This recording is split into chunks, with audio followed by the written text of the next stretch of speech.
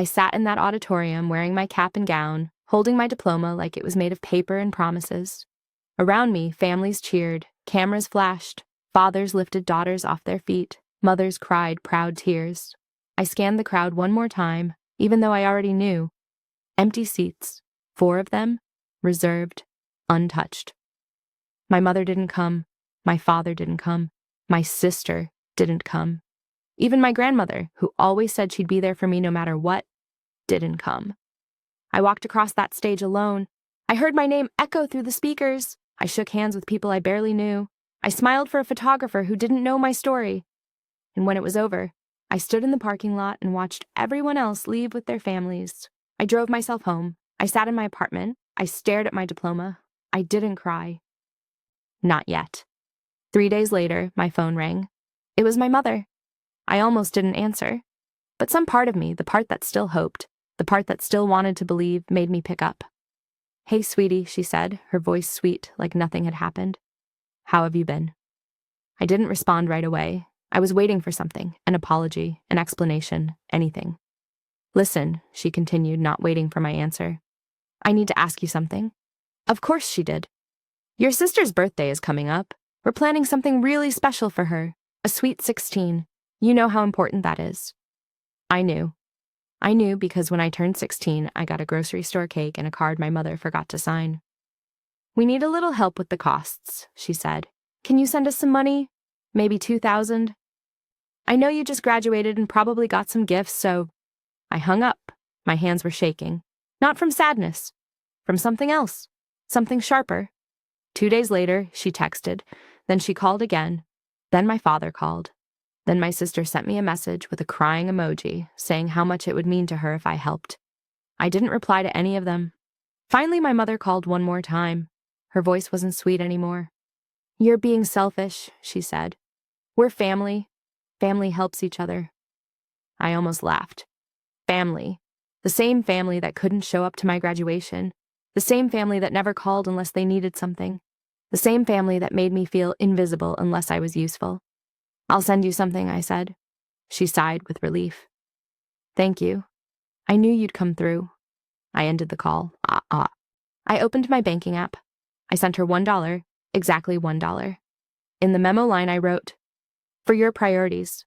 Then I blocked her number. I thought that would be the end of it. I thought she'd get the message. I thought maybe, just maybe, they'd leave me alone. I was wrong. A week later, someone knocked on my door. Hard, loud, aggressive. I looked through the peephole. 2 police officers stood outside. My heart dropped. I opened the door slowly. "Can I help you?" The older officer looked at his notepad. "We received a wellness check request. Your mother called. She says you've been acting unstable. She's worried about your mental health." I stared at him, then at the other officer, then back at him. "I'm fine," I said. "She said you sent her threatening messages. She said you've been refusing to communicate with your family. She's concerned you might hurt yourself." I felt my face go hot, not from embarrassment, from rage. "I didn't send any threatening messages," I said. "I sent her $1 because she asked me for money after skipping my graduation. That's it." The officer's expression shifted slightly, just enough for me to know he understood.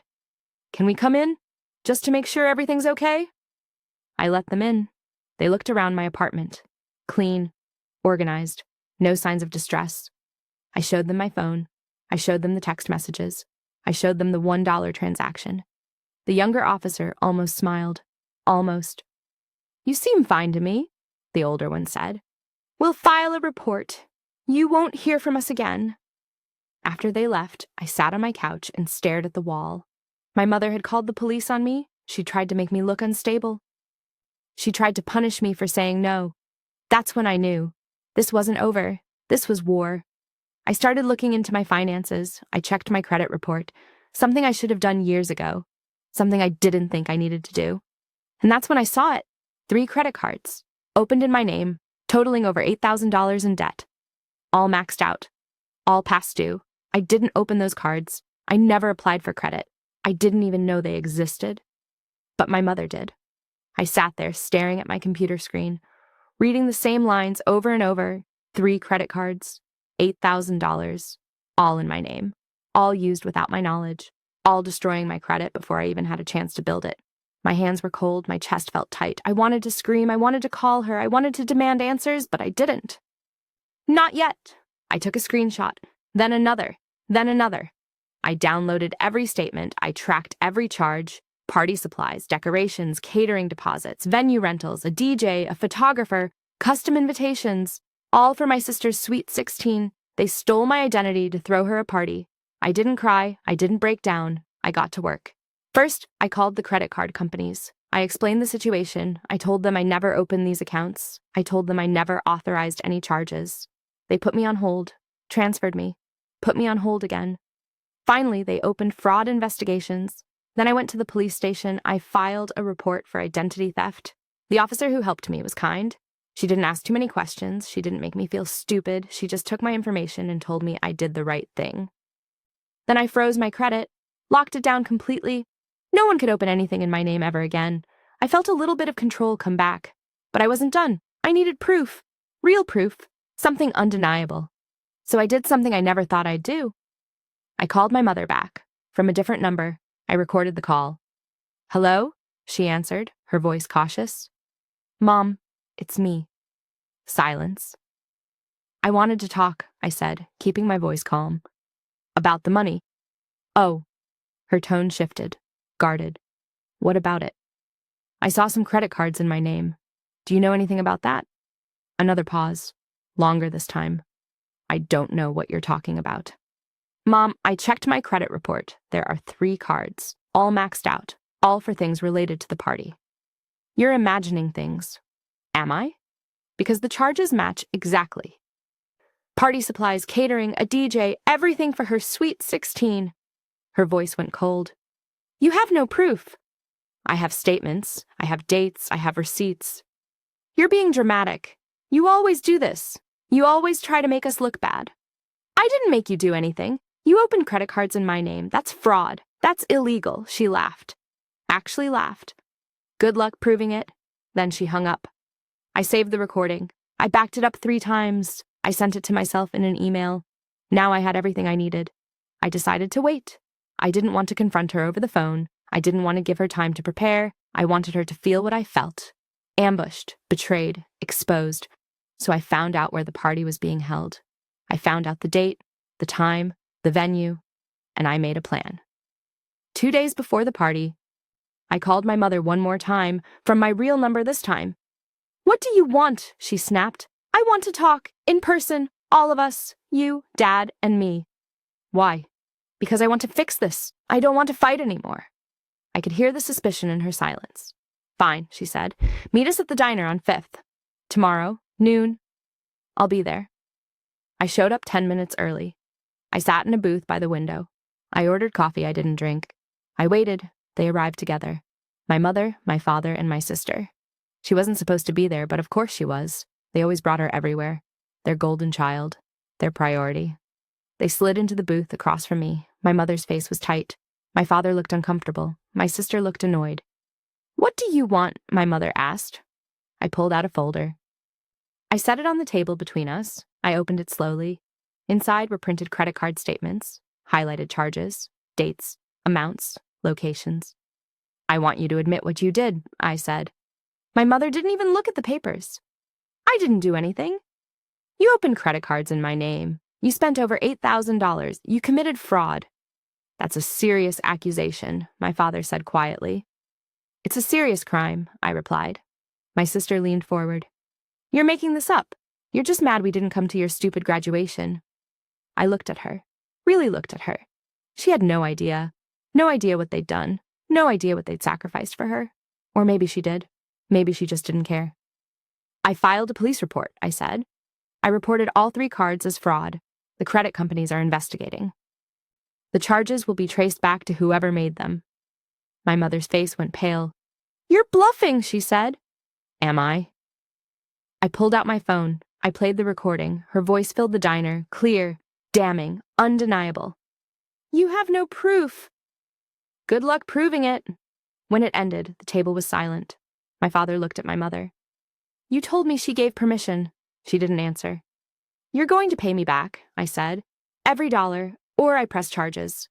My mother's jaw tightened. We don't have that kind of money. Then cancel the party, my sister gasped. You can't do that. Watch me. I stood up. I left the folder on the table. I walked out of that diner and didn't look back. But I wasn't finished yet. The Sweet 16 party was supposed to be perfect. My mother had planned every detail. She'd invited everyone. Family, friends, neighbors, people from church. She wanted everyone to see how much she loved my sister, how much she was willing to do for her. She wanted a spotlight moment. She was about to get one. I didn't show up as a guest. I didn't cause a scene at the door. I did something smarter. I contacted the fraud investigation unit at each credit card company. I gave them the party date, the venue, the time. I told them where the person who committed fraud would be. I told them evidence of the spending would be visible at the event itself. Then I called the police department. I gave them the case number from my identity theft report. I explained that the suspect would be present at a specific location on a specific date. I told them I had recordings and documentation ready. They told me they'd follow up. I didn't know if they actually would. But I hoped. The day of the party, I stayed home. I didn't go anywhere near that venue. I didn't need to. I just waited. My phone rang at 7 p.m. It was a number I didn't recognize. Hello? Is this the complainant on case number 4421B? My heart started pounding. Yes. This is Officer Ramirez. We're at the venue now. We've made contact with the individual named in your report. We'll need you to come down to the station tomorrow to give a formal statement. Did you find evidence? We found plenty. I thanked him. I hung up. I sat down on my couch. And for the first time in weeks, I smiled. Later that night, I got a text from a cousin I barely talked to. She'd been at the party. Your mom got arrested in front of everyone. What happened? I didn't reply. Another text came through, then another. People asking questions. People taking sides. People who suddenly cared about me now that there was drama to witness. I ignored all of them.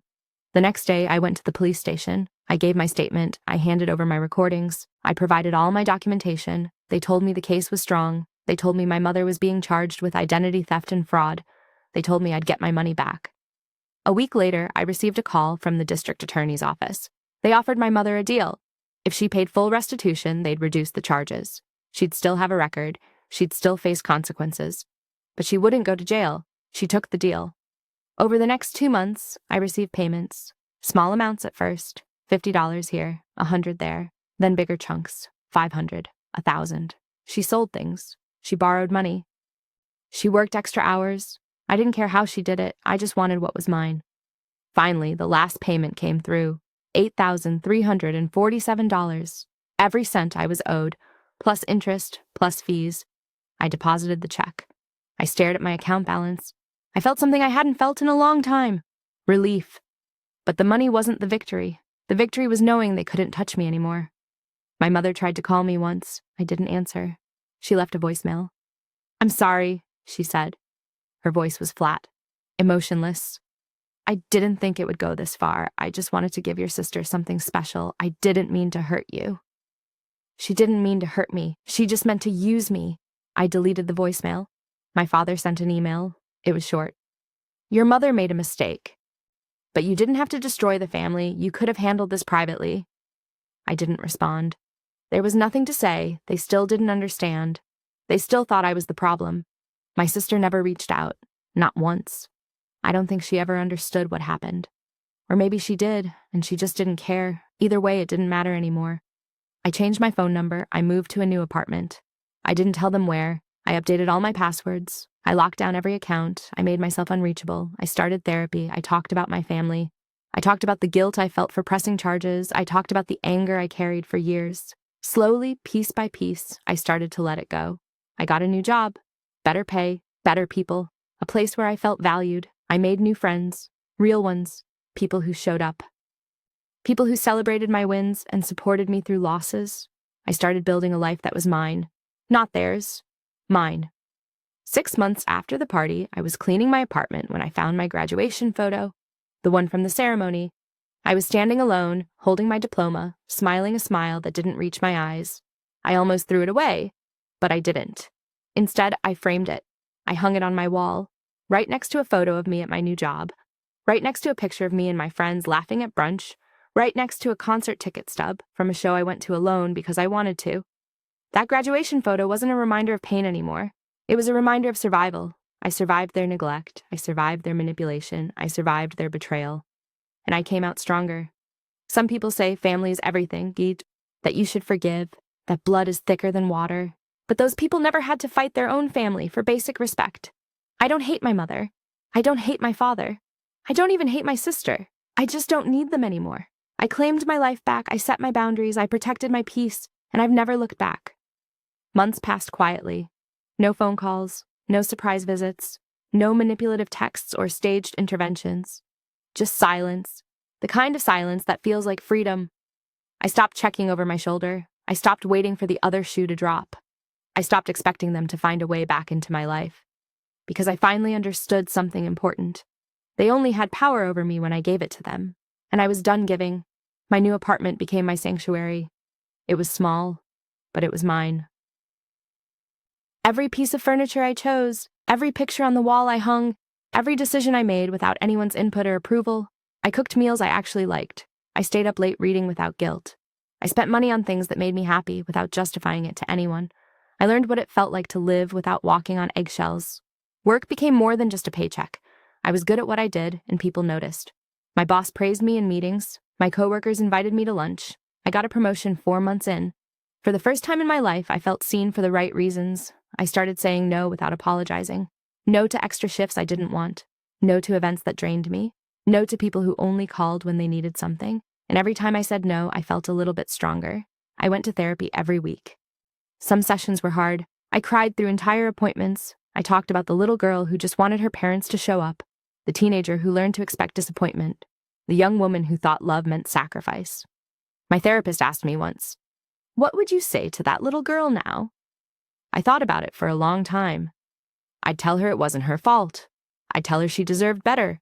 I'd tell her she was enough, even when they made her feel like she wasn't. "Do you believe that now?" she asked. I nodded. "I'm starting to." One evening, I ran into an old family friend at the grocery store. She recognized me immediately. "Oh my God, sweetie, how are you? I heard about what happened with your mom." I smiled politely. "I'm doing well, thank you." She leaned in closer, lowering her voice like we were sharing secrets. "I just want you to know, I think what you did was really brave. A lot of people wouldn't have stood up like that." I didn't know what to say. I wasn't used to people being on my side. "Your mom's been having a hard time," she continued. "People talk, you know. She lost a lot of friends after everything came out." I nodded. I didn't feel sorry for her. I didn't feel vindicated either. I just felt neutral. "Anyway," the woman said, straightening up, "I'm glad you're okay. You deserve to be happy." After she left, I stood in the cereal aisle for a minute, holding a box of granola, processing what she'd said. My mother lost friends. Her reputation was damaged. She faced consequences, and I didn't feel guilty about it. That realization was bigger than I expected. A few weeks later, I got a letter in the mail. My old address had forwarding set up, so it found me eventually. The return address was my grandmother's house. I almost didn't open it, but curiosity won. Inside was a short handwritten note. "I'm sorry I wasn't there for your graduation. I should have been. I let your mother convince me you didn't want me there. I know now that wasn't true. I don't expect you to forgive me. I just wanted you to know I'm sorry. I'm proud of you. Always have been. Grandma." I read it 3 times. Then I folded it carefully and put it in a drawer.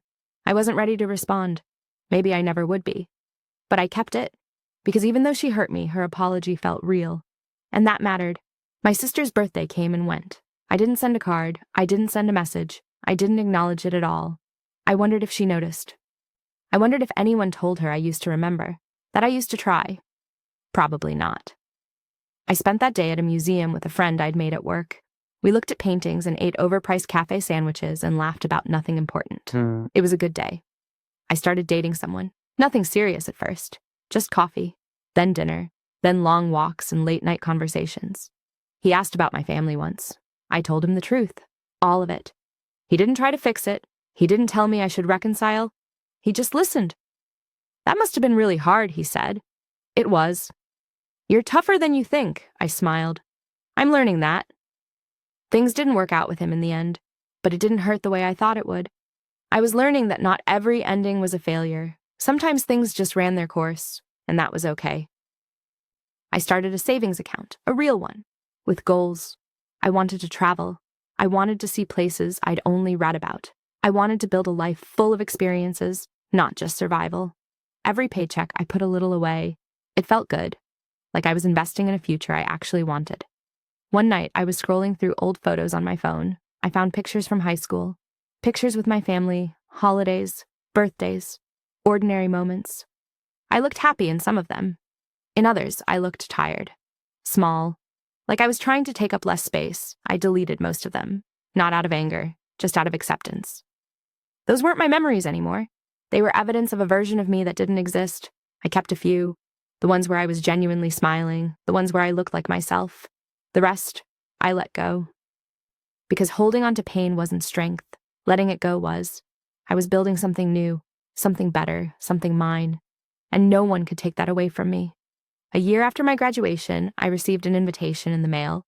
My cousin was getting married. The envelope was elegant, cream-colored cardstock, fancy script, my name written in gold ink. I turned it over in my hands. Part of me wanted to throw it away immediately, but another part, the part that was still healing, hesitated. I opened it. The wedding was 3 months away. The venue was beautiful. A vineyard 2 hours outside the city. There was a handwritten note inside from my cousin. I know things have been complicated, but I'd really love for you to be there. No pressure. Just wanted you to know you're invited. Oh, Jenna. I set the invitation on my kitchen counter. I looked at it every day for a week. I didn't know if I wanted to go. I didn't know if I could handle seeing my family again. My mother would be there, my father, my sister, all of them in one place. I talked about it in therapy. "What are you afraid of?" my therapist asked. That I'll feel small again, that they'll try to make me the bad guy, that I'll ruin the day just by existing. Do you think you'd actually ruin it? Or do you think they've made you believe you would? I didn't answer right away. She was right. I wasn't the one who caused the problems. I was just the one who refused to stay quiet about them. What if I go and nothing happens? I said. What if they just ignore me? Would that be so bad? I thought about it. Maybe it wouldn't be. Maybe being ignored was better than being attacked. Maybe I could go celebrate my cousin and leave without any drama. You don't owe them anything, Minnie, my therapist reminded me. Not your presence, not your forgiveness, not your energy. You get to decide what's best for you. I decided to go. Not for them, for me. To prove to myself that I could exist in the same space as them without falling apart. I RSVP'd yes. I didn't bring a +1. I didn't need backup. I just needed to show up as myself. The weeks leading up to the wedding were calm. No one reached out. No one tried to guilt me or start a fight. Maybe they didn't know I was coming, or maybe they just didn't care. Either way, I was fine with it. I bought a dress. Deep green. Simple. Elegant. I felt good in it. I got my hair done. I wore the jewelry I bought for myself with my first paycheck from my new job. I looked in the mirror before I left. I looked strong, confident, whole. I drove to the vineyard alone. The ceremony was outdoors. Rows of white chairs, flowers everywhere, string lights hung between the trees. I arrived early. I found a seat in the back. I watched people file in. I saw relatives I hadn't seen in years. Some of them smiled at me, some of them looked away. Then I saw her, my mother. She was wearing a lavender dress. Her hair was styled perfectly. She was laughing with someone I didn't recognize. She didn't see me. Or maybe she did and chose not to acknowledge me. My father was next to her. He looked older, tired. He glanced in my direction once, then looked away quickly. My sister was there too. She looked beautiful, grown up. She was talking to a group of cousins, smiling like she didn't have a care in the world. I felt a tightness in my chest. But it wasn't pain. It was just awareness. Awareness that I was in the same space as people who hurt me and I was okay. The ceremony started. My cousin looked radiant. Her partner looked at her like she was the only person in the world. They said their vows. People cried. I felt happy for her. Genuinely happy. At the reception, I sat at a table with distant relatives, people I barely knew. We made polite conversation. They asked about my job, my life. I answered honestly. No one asked about my family. No one brought up the incident. It was almost normal. I saw my mother from across the room a few times. She never approached me. I never approached her. At one point, my sister walked past my table. She paused, just for a second. We made eye contact. I didn't smile. I didn't frown. I just looked at her. She kept walking. Later in the evening, my cousin found me. She hugged me tight. "I'm so glad you came," she said. "Me too. I know things are complicated," she said carefully, "but I didn't want you to feel like you couldn't be here. Thank you for inviting me." She squeezed my hand. "You look really happy." "I am." And I meant it. As the night went on, I realized something. I didn't need closure from them. I didn't need an apology. I didn't need them to understand or validate my pain. I had already moved on. I stayed until the end of the reception. I danced with my cousin. I ate cake. I took pictures. I celebrated love and new beginnings. And when it was time to leave, I walked to my car alone. I didn't feel sad. I didn't feel angry. I felt free. I drove home with the windows down, music playing, the night air cool against my skin. When I got back to my apartment, I kicked off my heels and sat on my couch. I looked around at my space, my life, everything I built from nothing. I thought about that girl sitting alone at her graduation, the one who thought she wasn't enough. I wished I could tell her what I know now, that she was always enough, that the people who couldn't see her worth were the ones who were broken, not her. I grabbed my journal from the coffee table. I opened to a blank page. I wrote one sentence. I survived, and I'm proud of that. Then I closed the journal. I turned off the lights. I went to bed. Tomorrow would be another day, another chance to live the life I chose, another opportunity to be free. And that was enough. The months that followed the wedding were unremarkable in the best way possible. No drama, no crisis, just steady, quiet progress. I got another promotion at work. My manager called me into her office one afternoon and told me I was being considered for a leadership position. I'd be managing a small team, more responsibility, better pay, a chance to grow. I accepted without hesitation. The little girl who was told she wasn't good enough would have never believed this moment could exist. But I did. I believed it because I built it. My team was small but talented. 3 people who were hungry to learn and eager to prove themselves. I saw pieces of my younger self in them. The uncertainty, the hope, the fear of not being enough. I made it my mission to be the kind of leader I never had growing up. I listened. I gave credit where it was due. I created space for people to make mistakes without being destroyed by them. One of my team members came to me after a rough week. She'd missed a deadline. She was terrified I'd fire her. "I'm so sorry," she said, her voice shaking. "I know I messed up. I'll do better. I promise." I looked at her. Really looked at her. I saw the panic, the fear of disappointing someone she respected. "Mistakes happen," I said calmly. "What matters is what we learn from them. Let's figure out what went wrong and how we can prevent it next time." She blinked. "You're not mad?" "No, I'm not mad. You're human. Humans make mistakes." She teared up. "Thank you." After she left, I sat at my desk for a minute. I thought about all the times I was made to feel worthless for not being perfect, for not reading minds, for not sacrificing everything. I refused to be that person for someone else. I started volunteering at a local community center. They offered free workshops for young adults, financial literacy, resume building, interview prep. I taught a class on credit management. I talked about protecting your identity, about checking your credit report, about what to do if someone tries to use your information. I didn't tell my story, not fully, but I made sure everyone in that room knew how important it was to safeguard themselves, especially from people they trusted. One student stayed after class. She was young, maybe 19. "Can I ask you something?" she said quietly. "Of course." "What if the person who's hurting you is family? What if you're not supposed to say no to them?" I looked at her. I saw myself. "You're always allowed to say no," I said, "even to family. Especially to family if they're hurting you." Her eyes filled with tears. She nodded. She didn't say anything else, but I knew she heard me. I handed her a resource list: hotlines, legal aid, support groups. "You're not alone," I said, "and you're not wrong for protecting yourself." She took the paper. She thanked me. She left. I hoped she'd be okay. I hoped she'd find her way out like I did. I started writing, nothing formal, just thoughts, reflections, things I wished someone had told me when I was drowning. I wrote about boundaries, about self-worth, about the difference between loyalty and self-destruction. I posted some of it online, anonymously at first. I didn't expect anyone to read it, but people did. I got messages, dozens of them, people thanking me, people sharing their own stories, people saying they felt less alone because of what I wrote. One message stood out. "I just went no contact with my parents. I feel guilty every day. But reading your words reminded me why I did it. Thank you for being honest. Thank you for not sugarcoating it. I read that message 3 times. Then I saved it. Because that's what I wanted. Not to be famous, not to be praised, just to be a voice for people who felt voiceless. I went back to the vineyard where my cousin got married. Not for an event, just to visit. I sat on a bench overlooking the rows of grapevines. I thought about the version of me who walked into that wedding terrified, afraid of being seen, afraid of being hurt again. She survived that day, and every day after. I pulled out my phone. I scrolled through old photos. I found the one from my graduation.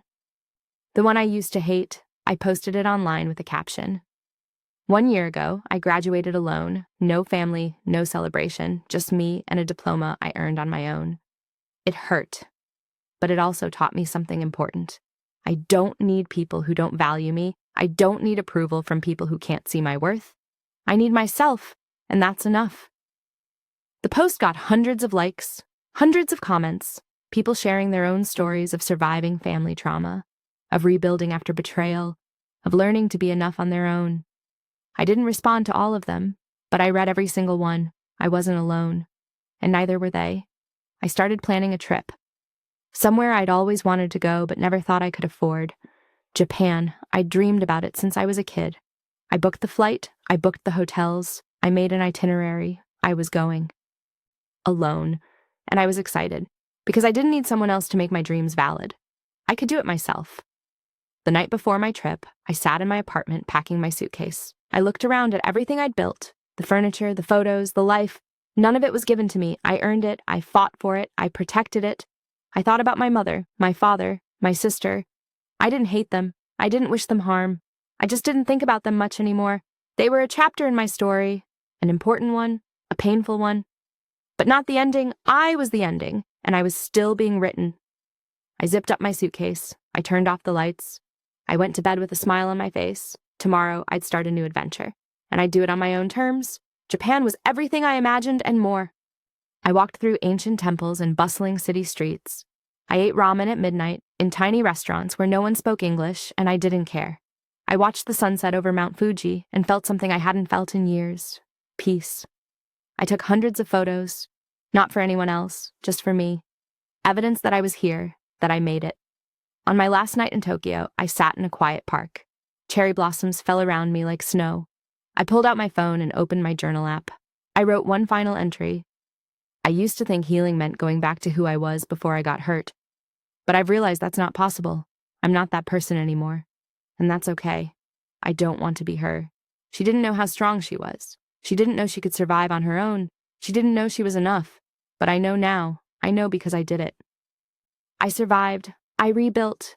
I chose myself, and I would do it all over again. I closed the app. I looked up at the sky. Stars were starting to appear. I thought about the girl sitting alone at her graduation. I thought about everything she went through to get here. And I smiled. Because she made it. We made it. I stood up. I walked back to my hotel. I packed my bags. I prepared to go home. Not to a place. To a life. A life I built. A life I protected. A life that was mine. And no one could ever take that away from me.